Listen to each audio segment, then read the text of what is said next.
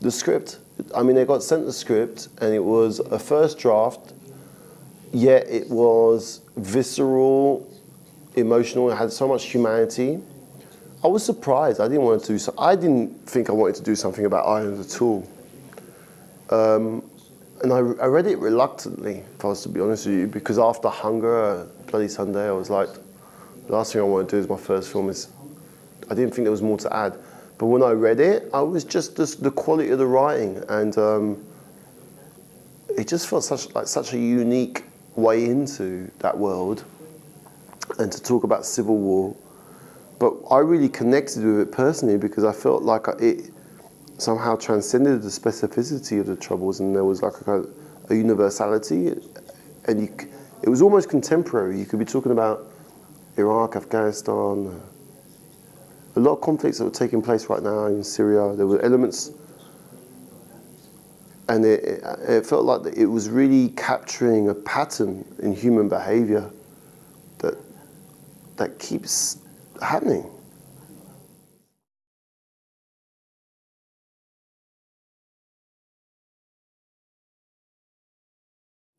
Well, I mean, I cast him just before they cast Starred Up as well. Like, you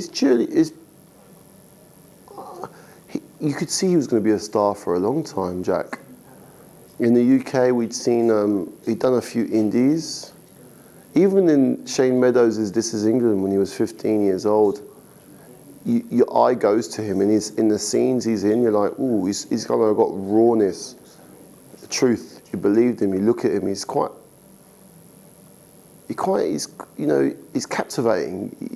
You really turn to him.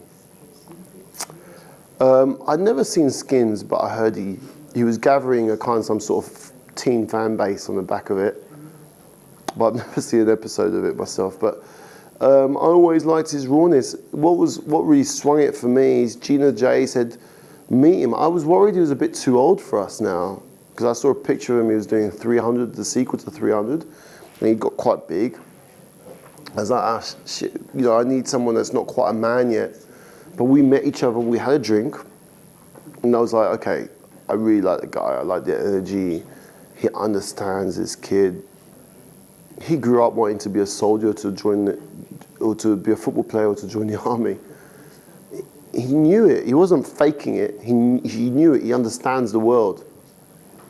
And I asked him if he'd come in and read one scene. Just do one scene. He did one scene, I think, 2 or 3 times. It lasted like under 10 minutes. And that was it. That was like, I offered him the part, and I said, please do it. And then, in fact, I moved my whole shoot, because he was going to do Starred Up.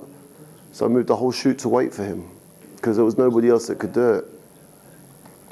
And now, everybody else is also, it's not like I discovered him, everybody else is, his talent was he was gonna break anyway, whether he was in my film or whatever, But I think it's amazing that Angelina cast him in Unbroken. I'm so pleased for him, and the film's doing so well, and I'm so happy for him. It's kind of life-changing,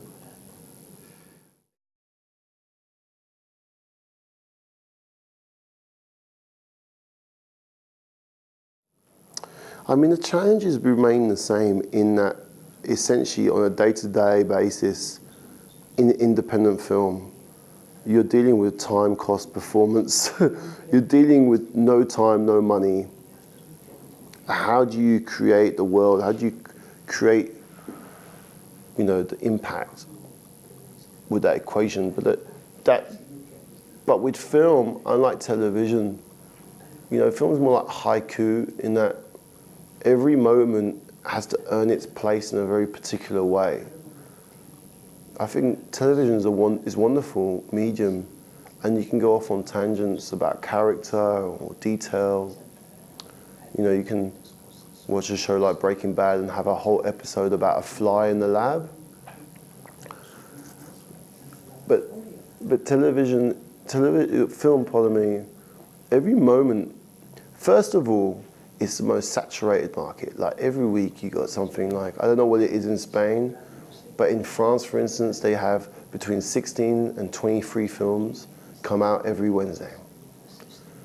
Why is your film in the cinema? And why are you competing? Why are people coming out of their homes to see it?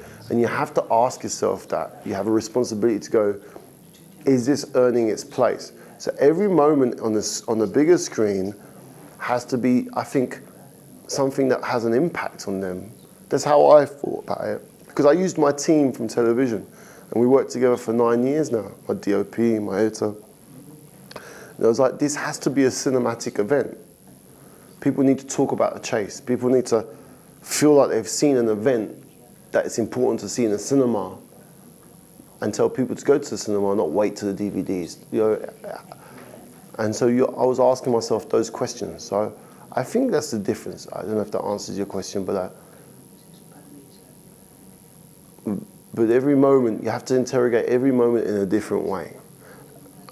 And ask yourself, are you getting the most out of it?